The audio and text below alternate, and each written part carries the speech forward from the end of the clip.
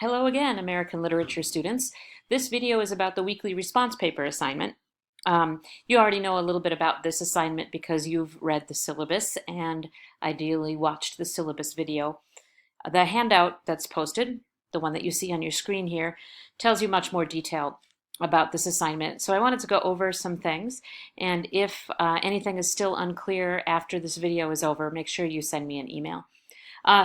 First of all, these informal responses are a good way to achieve the course objectives, to show your understanding of literature and to polish your ability to analyze literature and to think and write about it critically. They will also help you prepare for the expanded essay and the final exam, both due in the last week of the class.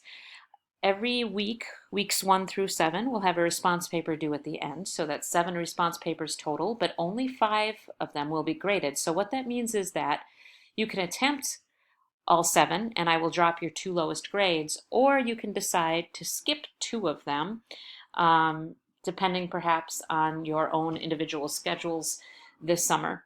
Regardless of whether you skip a response paper, obviously I expect that you'll do all of the reading on the schedule no matter what.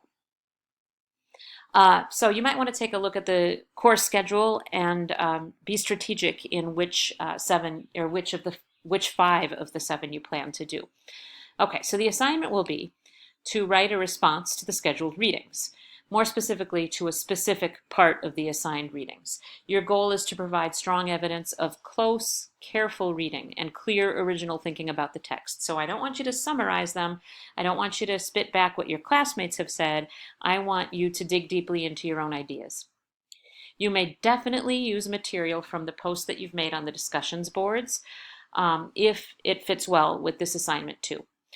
Now, these are not formal essays. I'm calling them response papers. They do center on your response, so you don't need to have a traditional introduction and conclusion. But I do want you to have a specific point. In other words, a thesis, a debatable thesis about how you interpret something in the literature. And keep each paragraph focused. You should have some organizational mechanism there so that it's reader-friendly, so that I can follow your ideas. It's definitely okay to use a conversational style. It's okay to say I, for example. Possible topics are provided at the end of each week's reading guide. They might also come up in the discussion boards. I'll occasionally say in response to a post, ooh, this would be a great paper topic. If you think of anything else that isn't pointed out in the reading guide as a possible paper topic, you can always run an idea by me. Just drop an email. Logistics. These response papers are 300 to 600 words each.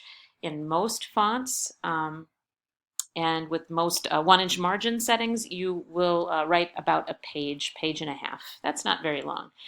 There are directions for submitting them on D2L in the syllabus. Use MLA citation whenever you quote or paraphrase a text. So that means as long as you've already provided the author's last name, which you should do, all you need to do is provide the page number or the line number if you're working with poetry. If all you're doing is working with an assigned text, you don't need a works cited page for these. The deadlines are listed here. Generally, they'll be due on Fridays, but this week, week 1, and then the week of the 4th of July, they'll be due a little bit later to acknowledge time off you might take for the holiday. The late policy is here. It's the same policy that's in the syllabus, so please read that over. I don't have a lot of time to deal with late papers this summer, so I will be strict about this late penalty. If for any reason you think you need an extension, all you need to do is request one by email before the deadline. And make sure that you check back for my response to your request. All right, so if you have not had to write too many papers about literature before, I just want to review some things. And if you have taken a number of literature classes, this will be familiar to you. Number 1, thesis statements. Once you know what your topic is, I want you to start thinking about your argument, what you have to say about the text that might be different for other readers. The central point, your thesis statement, will communicate the heart of your argument. So it should be original and insightful and debatable. In other words, some readers might agree with your thesis statement, but others might not. They might not see it that way yet. And your job in your paper is to show readers how your thesis statement helps to provide new insight into the text. Okay, this thesis statement is going to give your paper focus and direction. Number 2, interpretation. Remember, as I said with the discussion posts, that you don't need to spend a lot of time summarizing because you know that your audience, me, has also read the text. So focus on your ideas. It is okay to provide a sentence or two that recaps the story or the part of the novel that you're going to work on, but most of your paper will be your own ideas about the text. Third, this is really important. You need to be able to support your points. Sort of like a math professor might tell you to show your work. The way that we show our work in literature class is to provide specific details from the text that back something up. So if you're going to say that Huckleberry Finn is really about zombies, which it isn't, you would want to provide specific details, quotations from the text that support that interpretation. Okay?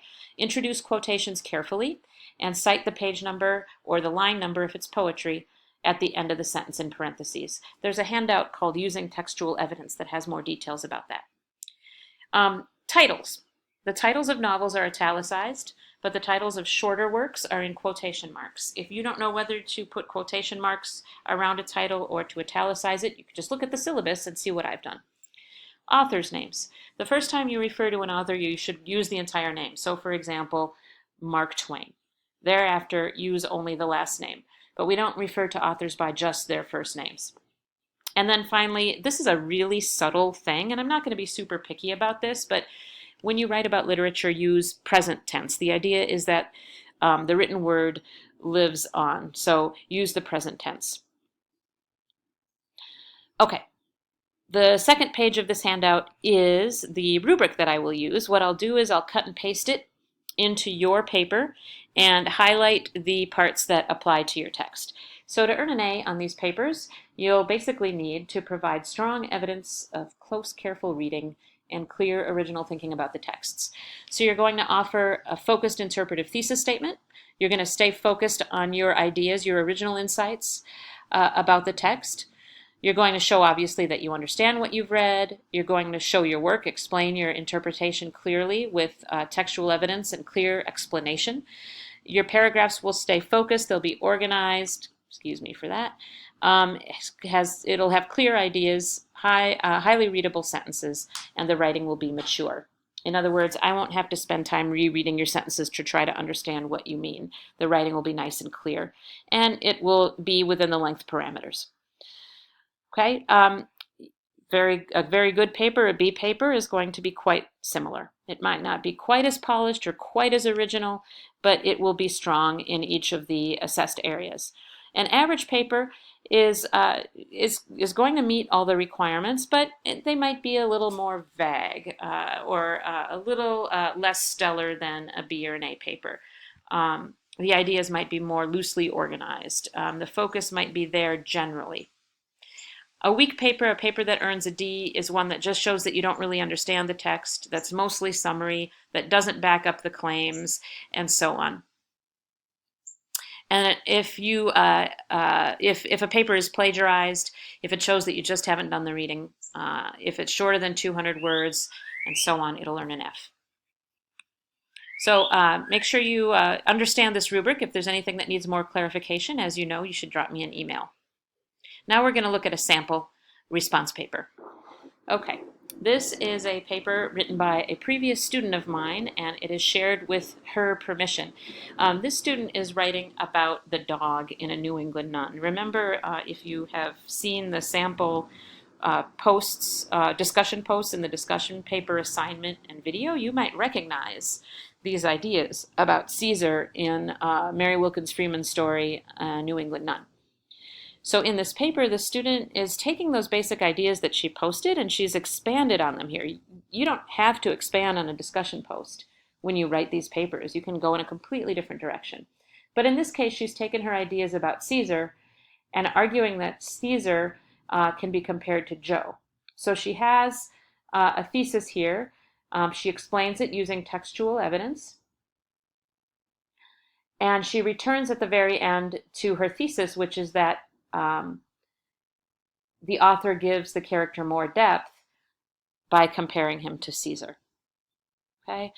In this sample paper, you'll notice I've provided some comments in the margins to point out a few other things.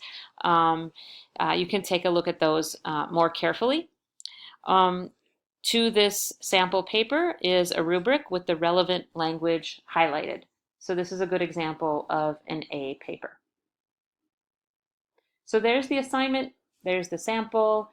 If you have any questions at all, make sure you email me and try to have fun with these papers. Again, these are an opportunity for you to take an idea that you had and flesh it out, work it out, and explore it in more depth without a whole lot of stress. Because again, you get to drop a couple grades if they don't go the way that you want. So have fun, challenge yourself to really explore the literature and dig deeply.